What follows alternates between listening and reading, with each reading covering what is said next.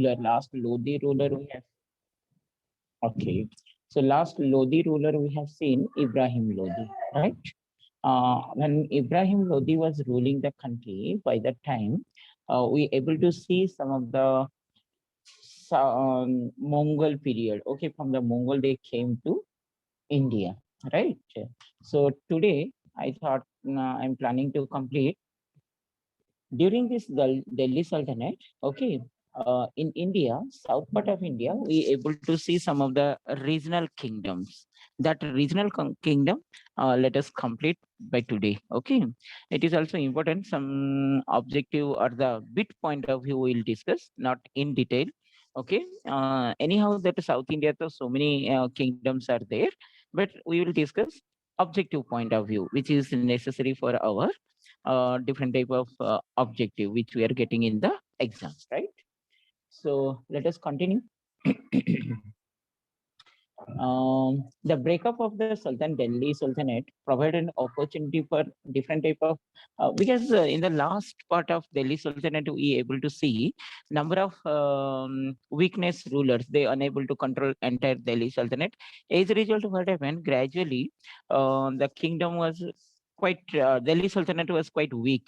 Due to that, we able to see the rise of South India, their leaders or their who were worked under the Delhi Sultanate, they came to South India and they started their independent kingdom or the rule. Okay, such type of one example is the decline of the Tughlaq, Muhammad bin Tughlaq, and all these. Tughlaq dynasty, when it was declined, it helpful for important two kingdoms we able to see in the south, and that two kingdoms were none other than one is the Bahamani kingdom, another is the Vijayanagar kingdom. Both are important. Only objective point of view we'll discuss that. The two states were most powerful in India, particularly in the South India, after the Vindhyas. Okay, and they ruled more than 200 to 250 years. They had a great contribution to Indian culture, tradition, construction, art, architecture. Okay, so many development, literature also. Yeah, literature also, because there was a king in the Vijayanagar Empire, Krishna Deva Rayalu. Okay, that king was he himself a great warrior with the uh, patron of different literature. He himself written so many books, and one of the important book written by Krishna Deva Rayalu was none other than the Amukta Malyada. Like that. Okay, still let us discuss that. Okay, so this two kingdom, Bahamani and Vijayanagar. These are the two states most powerful in India, and they were a long spell of a stable government. That was the important thing. They able to provide a better and stable government more than 200, 250 years. That's why we have to know about them. Let us see the Bahamani kingdom. Okay. Bahamani kingdom was established by, it is very important. Okay. Hassan Gangu Bahamani. Bahamani kingdom was established by Hassan Gangu Bahamani, a Turkish officer, and he declared himself independent in the Bahmani kingdom in the Deccan in and around 1347, around 1347, during the reign period of Muhammad bin Tughlaq. He took the title of Sultan Alauddin Bahman Saha.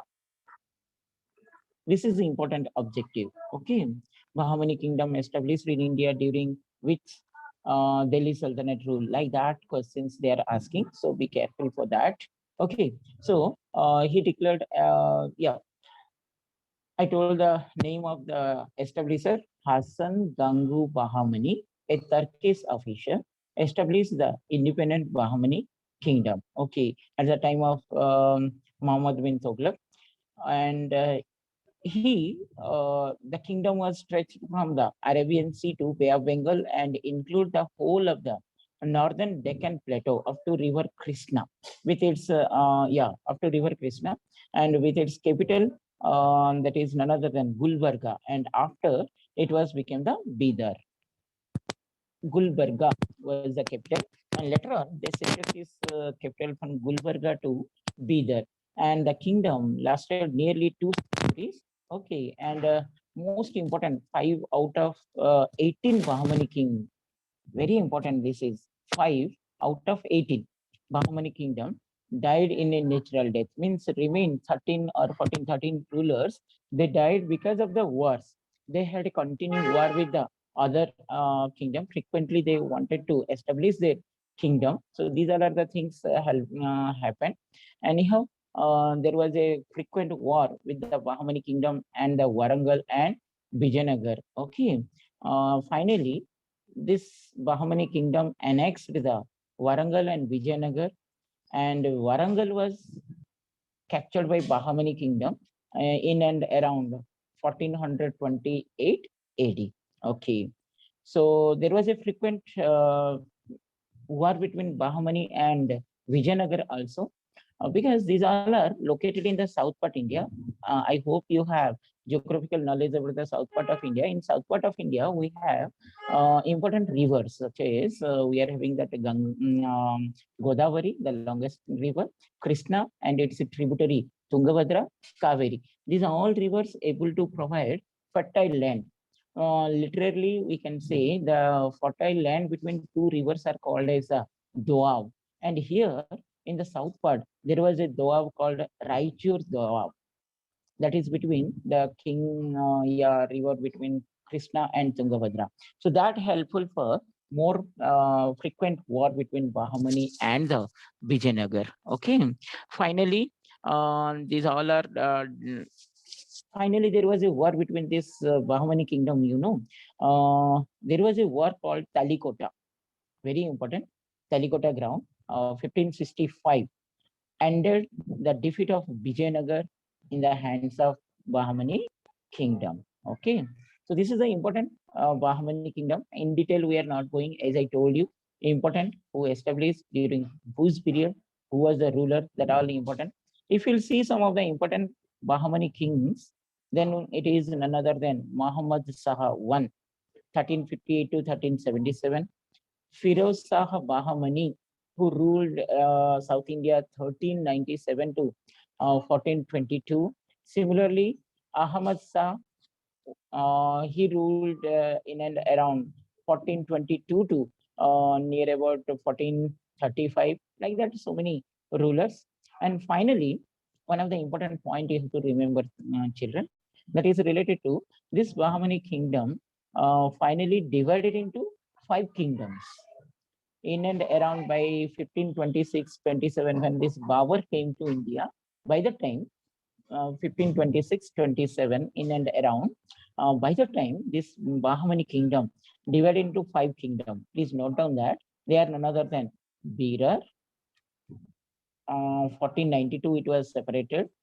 Bijapur, 1498, Bidar, Bidar, Bidar, Ahmednagar, and Golconda. Like that, this Bahmani kingdom divided into 5 parts: Berar, Bijapur, Bidar, Ahmednagar, Golconda. Right?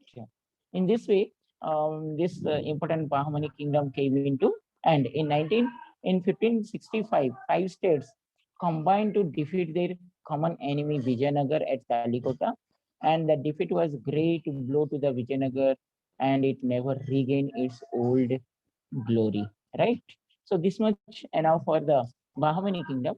Now let us go to another most important, that was none other than the Vijayanagar Empire. Before Vijayanagar Empire, let us see this Bahmani kingdom. Once you note down, it is important.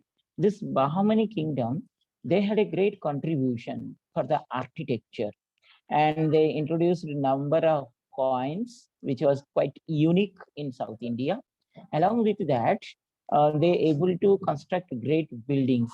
For example, the Gulbarga, okay, the city, capital city, Gulbarga, Bidar, and beautiful tombs, mosques, places. These all things they able to make. One of that important is a Jama Masjid at Gulbarga, and the tomb of Ahmad Shah in Bidar. Okay, gold gumbals. Similarly, these are the some of the important contribution, we can say, architectural development we able to see in the South India during this yeah Bahmani kingdom. Okay. If you see the gold gumbaz at Bijapur and the fort of Dolatabad and Golconda are the best example of Bahmani architecture in later on. Okay, easy one, but very important objective point of view. This is sometime we are getting in the format of objective. Next, Kingdom of Vijayanagar, another kingdom.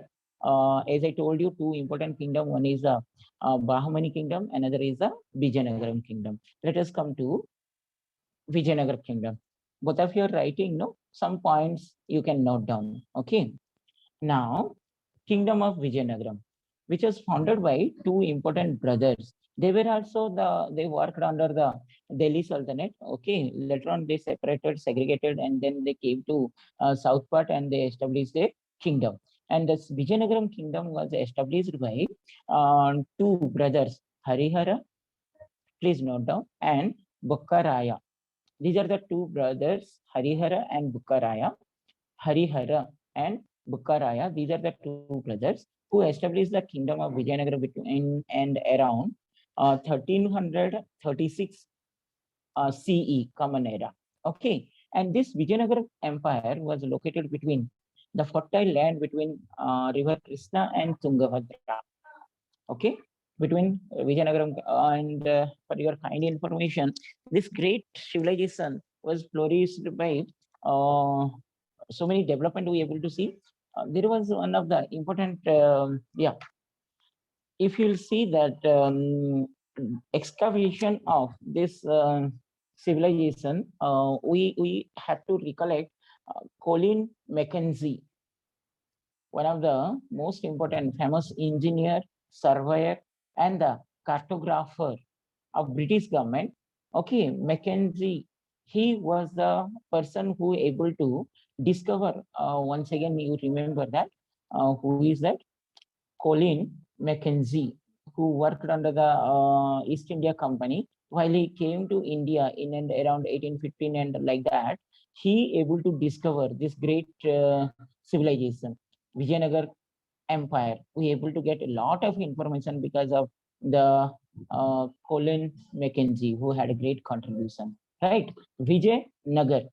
Literary meaning is the city of victor. Right, Vijay Nagar, the city of victory. Okay, uh, it was originally officers of court of Raja of Warangal. Okay, Harihara was coronation was held in at Vijayanagar in 1336. The young kingdom had to fight both Hoysala rulers of Mysore and Sultan of Madurai.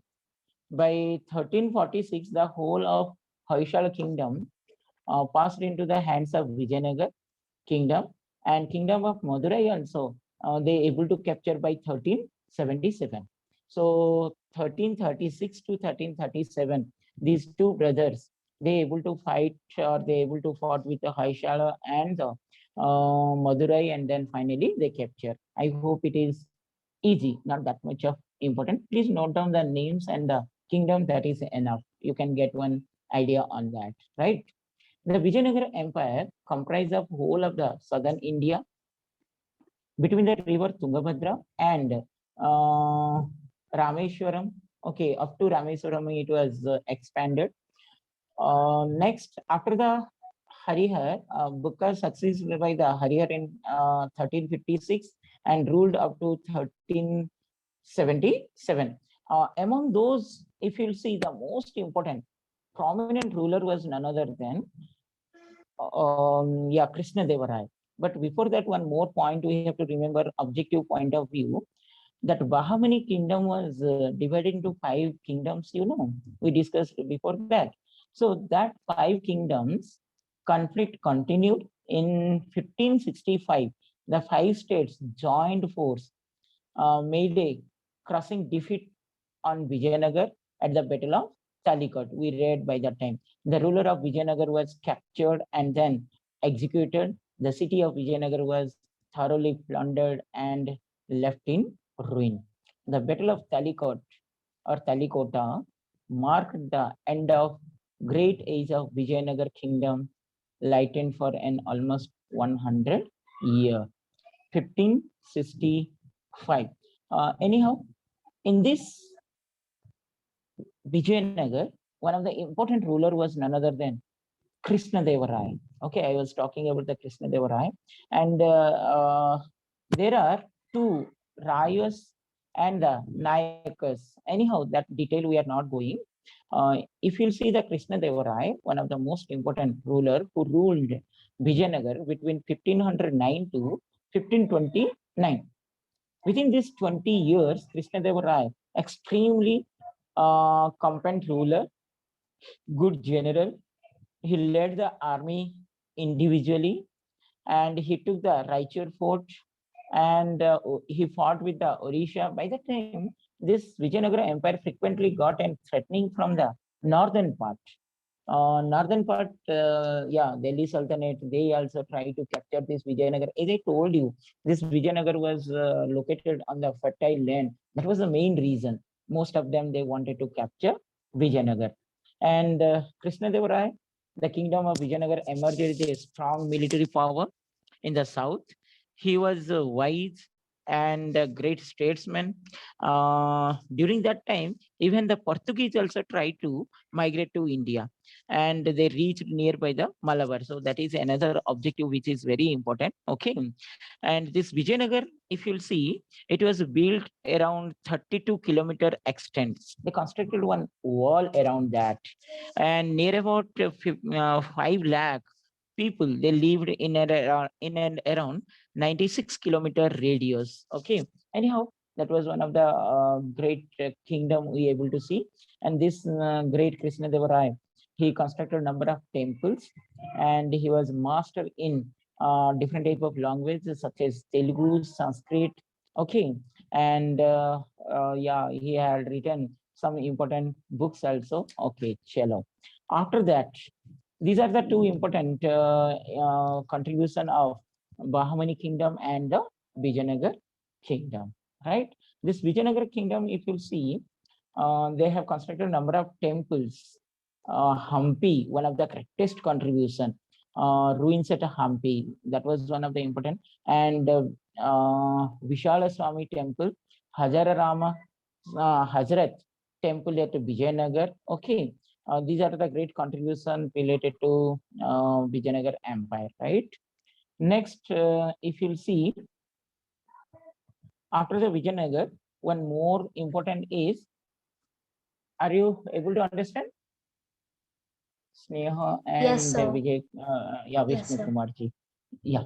So Yes. this is the two, yeah, these are the two important kingdom during that time. Now, another important point we will discuss.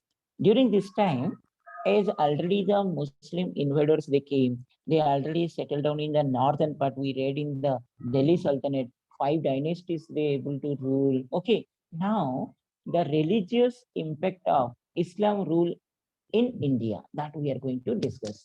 So when these Islams they came to India, by that time in India, Hindu religion was on its peak, and the Hindu religion, they believed in number of dogmas, blind belief, and all this. Okay, it was a little bit difficult for the every common people. So that's why during this period, we are going to complete another important part that is called as the Bhakti movement and the Sufi movement. I hope you heard about these two, Bhakti and Sufi. Let us complete now the Bhakti movement and the Sufi movement, which is popularly called as the impact of Islam religion on India. Okay. Prophet Muhammad, if you discuss a little bit, introduction to the Islam, we know that Islam was started very recently, 570 AD. 570 AD, Prophet Muhammad, who was born in Mecca, in Arabia, in and around 570 AD. He was the founder of the new religion of Islam, which he presented as one of the major religion of the world.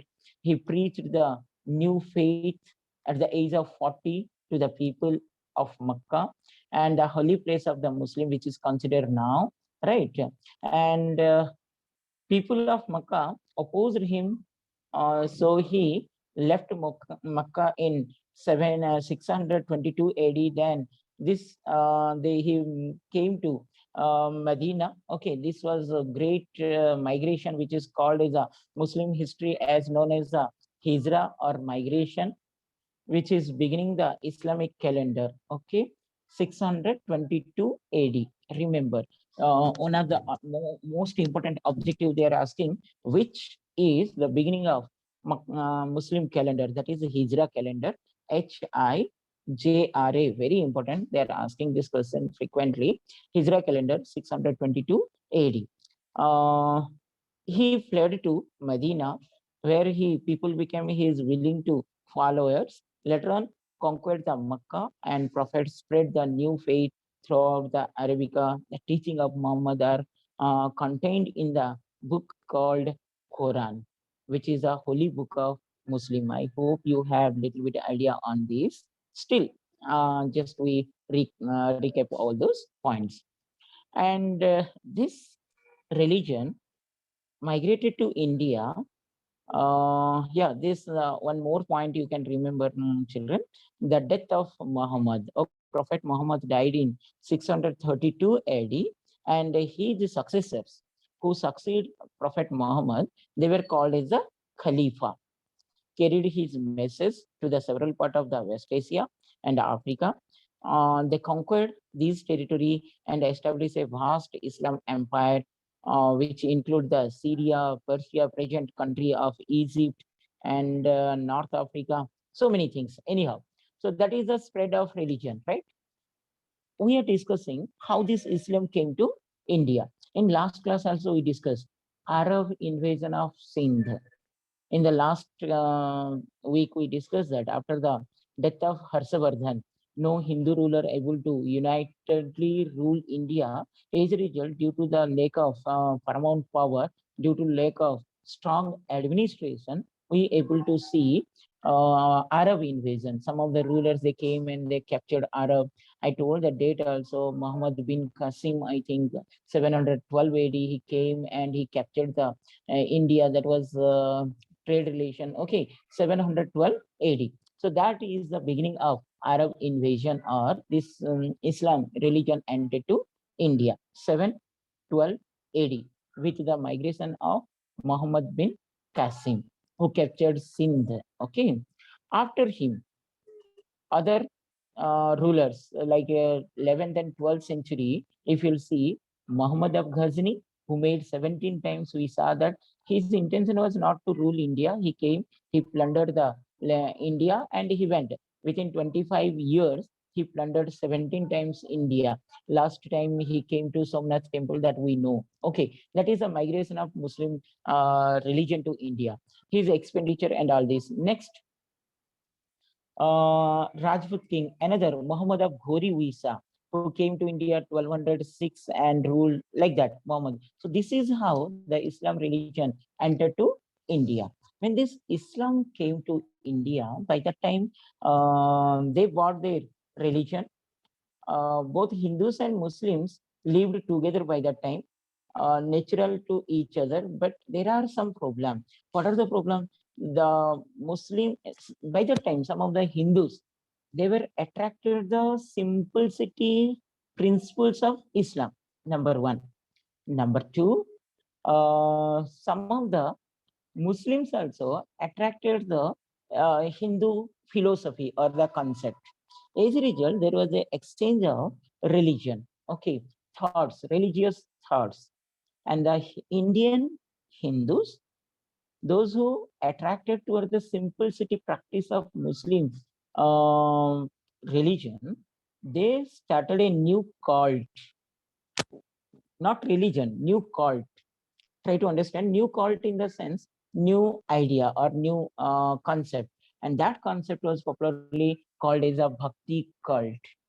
The word bhakti means devotion to the God. It required total surrender to the personal God. It emphasized the brotherhood of man and did not respect the caste distinction. They completely dedicate to the their Almighty, whoever it may be. The main message of the bhakti expressed in the Hindi concept that God does not ask to which caste one belongs. Whosoever worship him is loved by God. This is the main concept of bhakti. The bhakti cult was not a new development in medieval period. The seeds of the bhakti are founded in the Vedas, Upanishads as well. However, the real movement began in the south where the Nayanars and the Alvars. Please note down these two, Nayanars and Alvars. Nayanars, they love the devotion of the Shiva and Vishnu cult, right? So that was a bhakti cult. Then what is the Sufism? As I told you, the Sufism, they were influenced by Greek ideas, sophist. Some scholars say that Sufi means idea to the Quran, while others say that they were influenced by Vedanta and Buddhist idea, whatever it may be. The Muslim concept, we can say, as mostly simple ideology is called as the Sufi saint. If you see the Sufi development in India, so many development we able to see. Okay, important Sufi saints in India, if you'll see, then here two type of concept you will get. One is the Survadi, another is the Chisti. This Sufism divided into, yeah, Snehaji. Any problem? So Sufis and Muslims are different or same? Sufi almost the same. As I told you, Hindus and the Bhakti movement.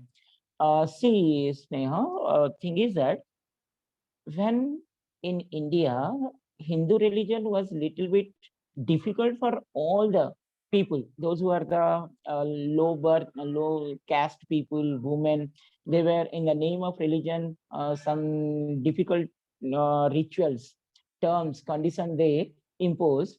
So to make the simplicity of the Hindu religion, Bhakti cult was started. Similarly, Sufism is based upon the Muslim concept. Concept is Muslim religion, but they simplified that. They did not give so many orthodox principles of that religion. What of the religion policies, they followed that. In India, the Muslims, those who came, they followed some of the Hindu concept. They were basically, foundation was Islam, but not the rigid Muslims or the Orthodox Muslim. They change the principle according to Indian culture. For example, some Muslims, they gathered in the Gujarat and they try to follow the language of the Gujarat or the culture of the Gujarat, but they followed the Islamic religion.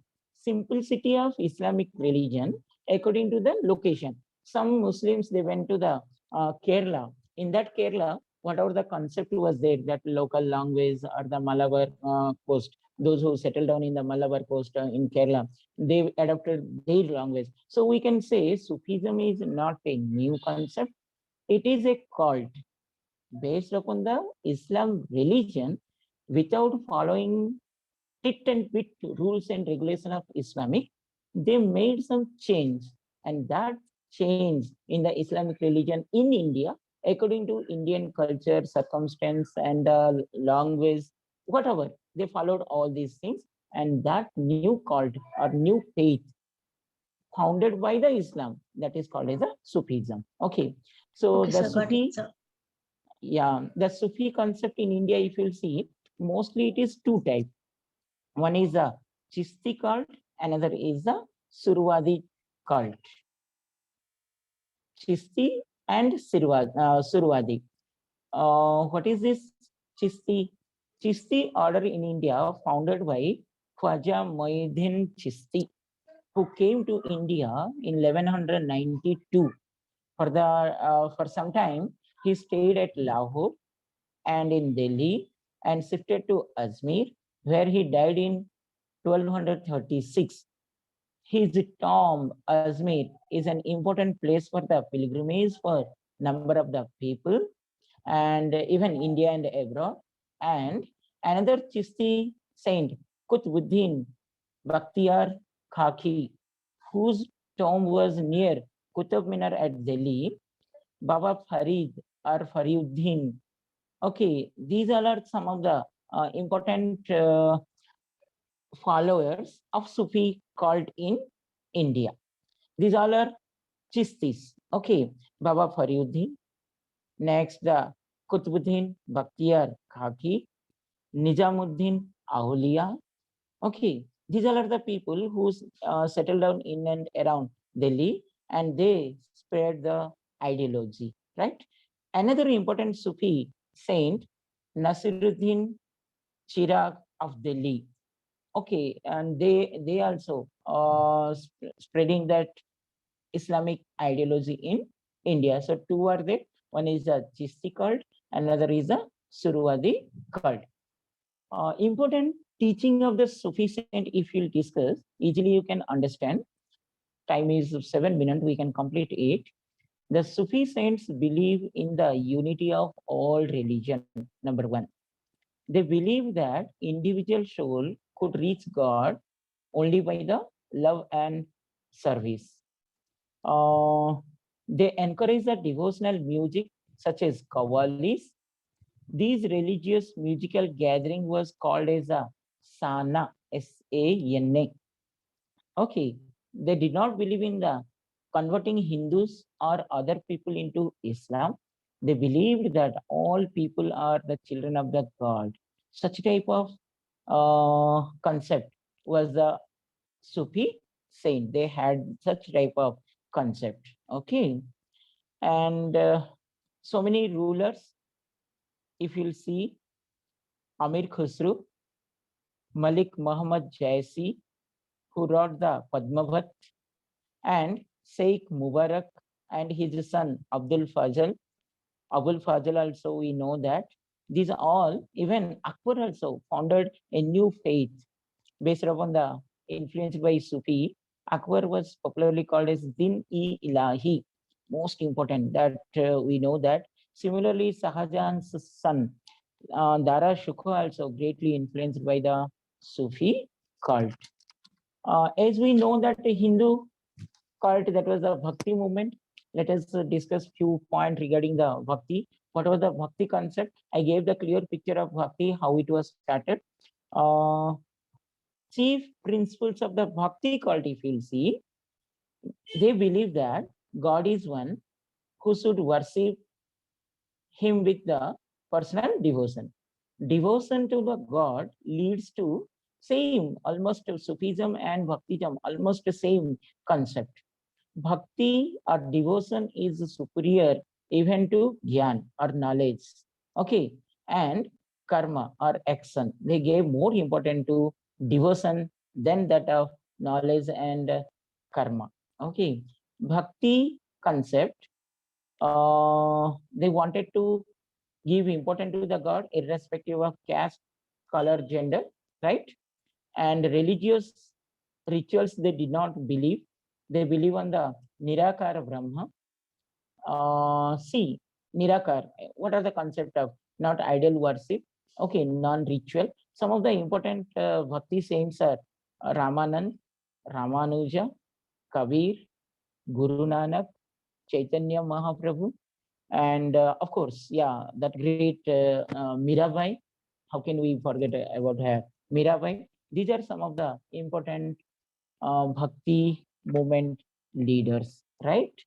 So these are the two important features we completed today that is related to the Bhakti and the Sufi. Along with that, two South Indian concept. One is the yeah, two South Indian ruler. One is the Vijayanagar and the Bahamani kingdom. Okay, I hope you got it. And if any other